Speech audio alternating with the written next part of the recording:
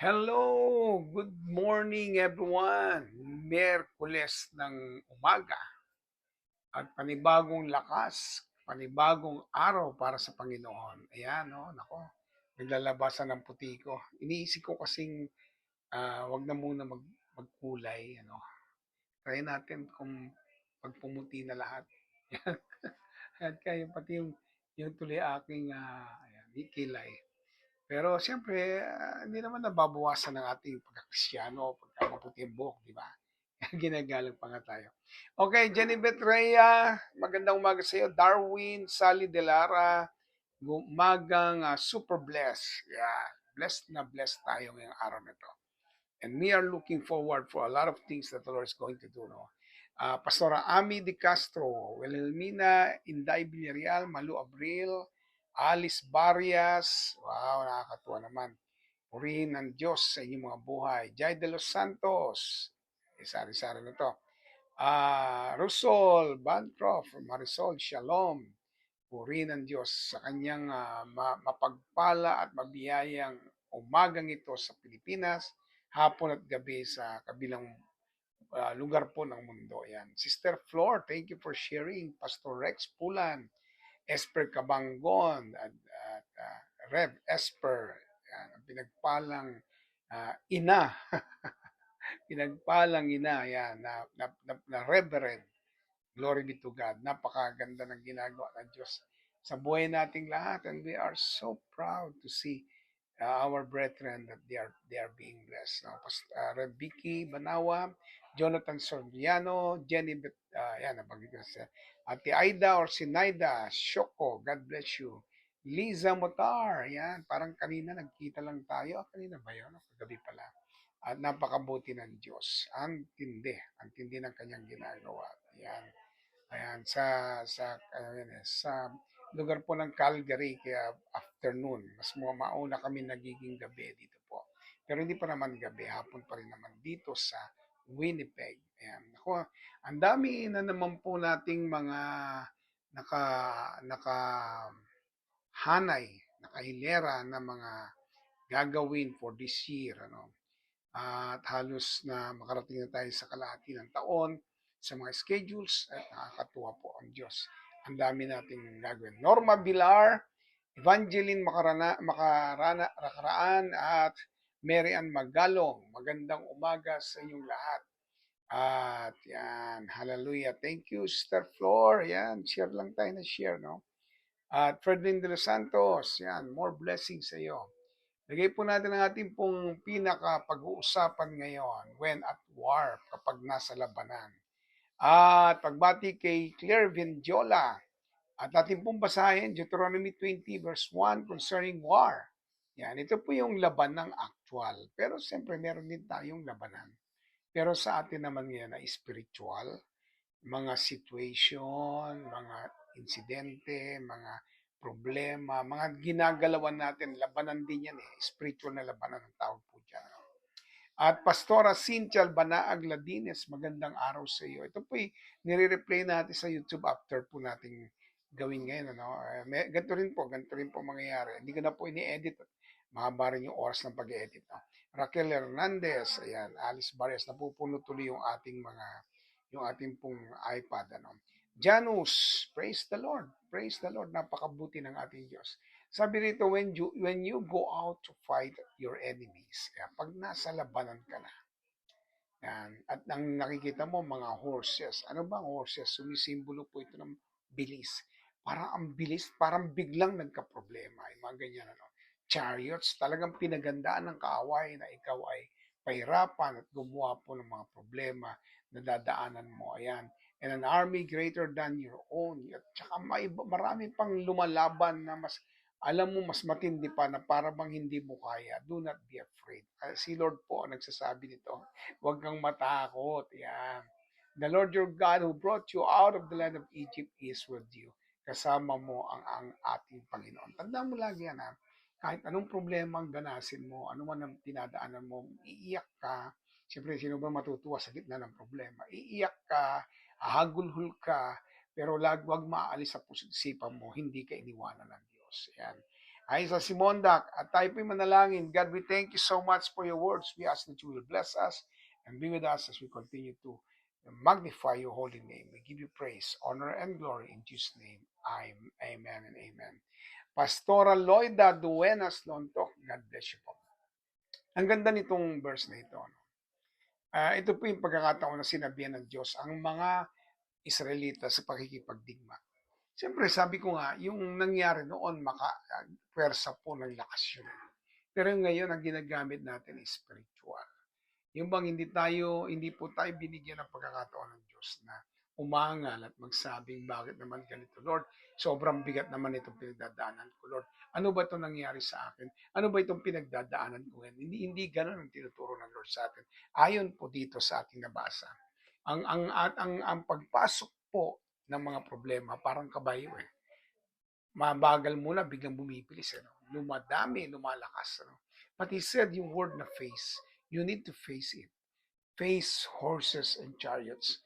Harapin mo. Huwag mong takbuhan. Huwag kang gumawa ng sarili mong paraan. Harapin mo yan. Yung mga pinagdadaanan na yan, yung mga problema na yan, harapin mo. Sabi niya ganyan. At kahit na ba ito ay mga pulupulutong ng problema, pulupulutong po kasi mga army po ang nakalagay. Ang labanan, army, grabe, no?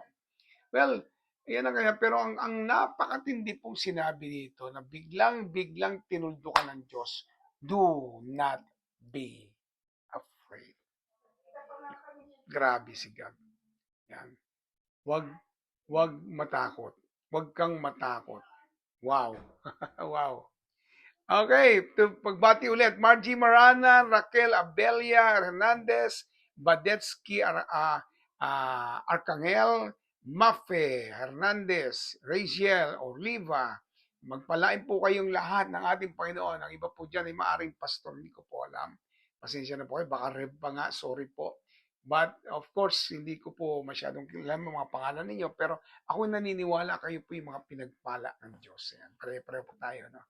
Ito po si Doc Jing ng JA1 Canada. Nakikipag-usap po sa inyo lahat. Sabi, ito po yung mga bagay na meron ka dapat. Pagka nasa gitna ka ng labanan, kailangan mo ng salita. You need a word. when you prepare for battle, the priest must come forward and speak to the troop. Dati wala pa kasing Bible, wala pa silang binabasa. So, ang nangyayari, yung pong mga priest, sila pong lumalapit at nagsasabi po ng mga salita. Mga kataga na sila po ay palalakasin, ayan, at makikita na sila lalakas. Kailangan mo ng word, kailangan mo ng salita ng Diyos. Lalo kang lumapit. Sabi nga kung kailan ayaw mo magbasa dahil nasa gitna ka ng mga problema, sa gitna ka ng mga pangyayari hindi mo akalain, lalo kang magbasa. Kung kailan ayaw mo manalangin dahil parang napapagod ka at parang doon ka lalong manalangin, doon ka lalong magpuri kung kailan inaayawan na ng pagkakataon. Yun ang gawin mo. No? At siyempre, hindi tayo papayag na hindi mabati sila Bojic, Rodas, yan. At si Nessa Penales, Rolly Merhudo, Grace Kasimbing. Wow, Grace at Sister Grace, kumusta na kayo? At Victoria, sabi ni Vicky, Amen. We are super blessed by God. Ayan. Sabi yan, hayaan mo lumapit yung priest, dapat magkaroon ka ng word, lalo kang magbasa ng salita ng Diyos. Lalo mo itong namnamin, muni-muniin, ayan, yung mga Tagalog na kakaiba, di ba? Lalo mong bigyan ng pansin ang salita ng Diyos, lalo kang magpalakas sa kanyang mga salita. Ayan, Mama, God bless you, Mama. In other words, ito po yung hinihingi ng Lord, sinasabi ng Lord na dapat meron tayo. You need word. Kailangan mo ng salita. At walang iba kundi ang salita ng Diyos sa puso mo. Kailangan tumanim yan. You could benefit from some encouragement. Yung encouragement naman, pwede ka naman humingi ng encouragement sa ibang tao. Pagka nagbasa ka ng Bible, tignan mo, ano bang pwede kong gawin para ma-encourage pa ako sa ibang tao? Maraming paraan po yan, no? At kung titignan po natin, maraming paraan. Siyempre, hindi ako papayag na hindi ko mabati. Precious Gambon, God bless you. You could benefit from some encouragement. Sabi ng chapter 20, verse 3 to 4, He will say to them, Listen to me, all you men of Israel, do not be afraid as you go out to fight your enemies today. Do not lose heart or panic or tremble before them. At ang sabi nga, verse 4, For the Lord your God is going with you. He will fight for you against your enemies and He will give you victory. Magtatagumpay ka, huwag kang mag-alala. Huwag kang mag-alala. Pagtatagumpayin ka ng Panginoon. Ano ba yung pinagdadaanan mo yan? The Lord will strengthen you. Ayan, Brother Darwin. Pagbati po kila Brother Darwin at kay Sheikh Javier. God bless you. Lalo kang umawak sa kanyang salita. Dahil ang pangako niya ay tagumpay sa salita niya. Pero may mga tao kang dapat makausap, yung pastor mo, yung anointed group leader mo, o kaya naman manood ka ng television na patungkol sa pananampalataya, may nagpi-preach, o kaya naman may istorya, wala pong problema. Lahat po ng nakikita mo, lahat po, makinig ka ng mga kanta, mga awitin, at bawat awit na yung pinapakinggan, na-encourage ka, lumalakas ka, nararamdaman mo, ikaw ay lumalakas at ikaw ay nagiging mananagumpay. Ayan, hindi po ako papayag na hindi mabati si Maricel Leonardo at si Just Bible Talks. God bless you po. Salamat po sa inyong mga oras panahon. Huwag kang tumigil, ano? Manood ka ng TV na magpapalasayaw yung mga kanta sa YouTube, ang dami niyan. Nagkalat na ang iba't ibang awitin patungkol sa Panginoon. O kaya ikaw mismo, kung marunong kang tumugtog, kumanta-kanta ka, magpalakas ka sa Lord. Huwag kang tumigil. The same thing that happened before, kung paano nagpapalakas, you should do it here now, no? Ngayong panahon to. Ganun pa rin ang gawin mo. Magpalakas ka, umawit ka, di ba? Hallelujah. Yung mga kanta, kahit luma pa yan, di ba? Ano yung lumang kanta? Ako'y magtitiwala sa iyo, di ba? Kalakasan ko'y nanggagaling sa iyo. O grabe, habang inaawitan mo ang Panginoon, habang may kinakos ka malakas ang pananampalataya, huwag ka makikipag-usap sa mga taong pabagsak-bagsak, no? Pabalay-balentong ang pagkakristyano. Ang kausapin mo yung mga matatatag na tao na kristyano. Yan. At siyempre, papayag ba tayo? Hindi mabati sila. Alaysa Ramos, batiin po natin yan. Julia Ulita Tuliao, Fredlin del Santos. Ayan, grabe. Ang dami nag-amen. Si Amelia Lubiano, thank you po sa inyong oras panahon. Ayan. May mga taong mag-encourage, may mga taong mag-share, may mga taong, lalo kang umattend ng church. Kapag naramdaman mo parang ayaw mo umattend, lalo kang pumunta. Sinisigurado ko, may message si Lord sa'yo. Ayan, may message siya. May message siya. Huwag niyo pong gayahin yung iba na Kristiyano. Ang ginagawa na, tsaka sila nanonood ng ibang palabas, kung ano nung palabas, nakakatakot. Eh, bakit yun pang gagawin mo? Lalo kang manghihina yan. Sabi ni Sally De Lara, no, Sister Sally, iba-iba naman ang mga pagsubok ng ating napagdadaanan. Ang salita pa din ng Diyos ang ating matibay na ang lakas, sabi niya ganyan, no? Sandigan upang tayo'y magtagumpay. I always praise Him. Glory to God. Woo! Ayan, pagbati po kay Danny Abat. Grabe, masaya siya ngayon dahil kasama niya na ang kanyang ah, mahal na kapatid din. Ano? Pagbati po kay Ferdy Abat. Ayan, grabe na to. Ang dami nag-amen, marami pang amen, amen, amen. Sabi ni Marian, Magalong. Wow, nakakatuwa yan. No? Hallelujah. Praise God. Ano pa yung pwede natin gawin? Ito pa, no, dagdagan pa natin yan, don't go back. Huwag kang babalik kasi ang ginawa po dito sa Deuteronomy nila Moses, nila Joshua, ang ginawa po nila ay sinabihan sila. Deuteronomy 20 verse 5 to 9. Then the officers of the army must address to the troops and say, ito sasabihin ng officer ng army, ito no. Tignan nyo ha. Has anyone here just built a new house? Meron ba bagong gawa ang kanyang bahay? Yan. Sabi niya ba, but not yet dedicated it? Kung hindi pa na-dedicate, if so, you may go home. You might be killed in the battle and someone else, sabi nga, would dedicate your house. Baka iba pang tumira, hindi na ikaw. Nako, nakakapaisip yan. Sobra, may testing. Kaya mo ba? Parang gano'n yan eh. Kaya mo ba? Kaya ka ba dumiretso? Kung hindi, tumigil ka na. Well, the moment na parang ayaw mong dumiretso at hindi mo kaya, magko-compromise ka na. Maaaring hindi ka na sumunod, hindi ka na dumiretso, no? Okay, hindi rin natin maiwasan si Luz Pagkaliwagan. God bless you po. At siyempre si Angie Roselis, more blessings sa inyo.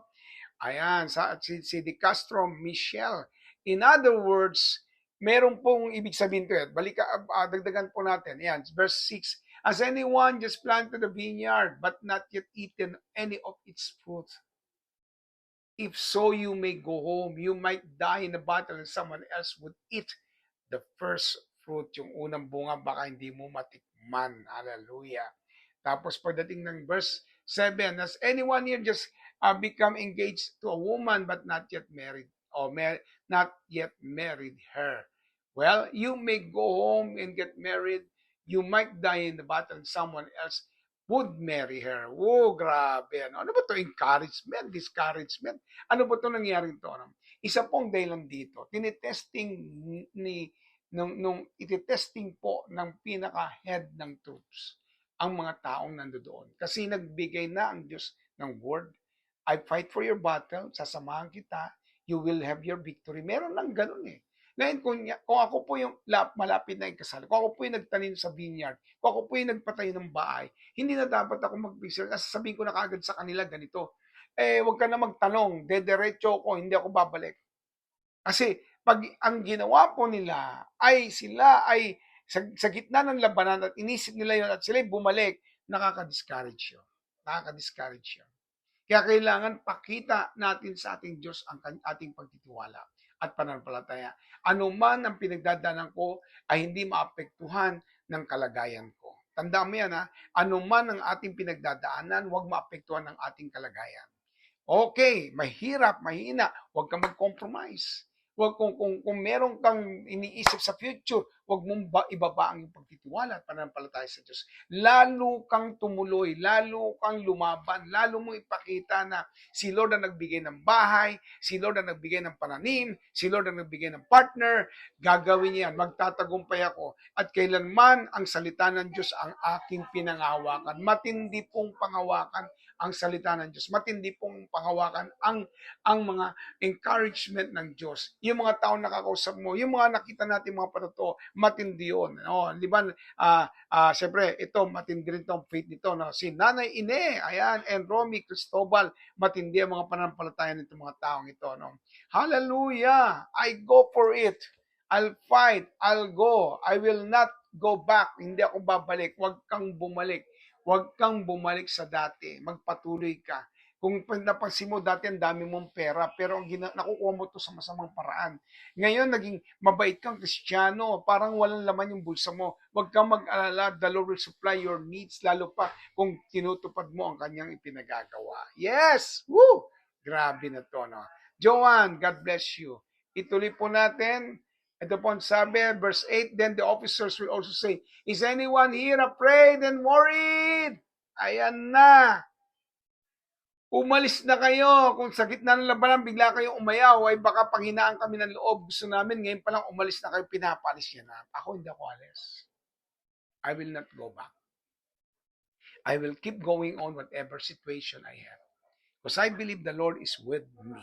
Ayan. Maricel Leonardo, sabi ni Reb Nova, Magnaya Tapat, amen po, do not be intimidated by anything, hold on to the promises of God. That's reality. That's right. That's what we need to have. Ayan. Si Pastor Boji Silit del Mundo, the Lord will supply our needs. Yes, pag walang pera. The Lord will supply your needs. Amen. Agree ako dyan.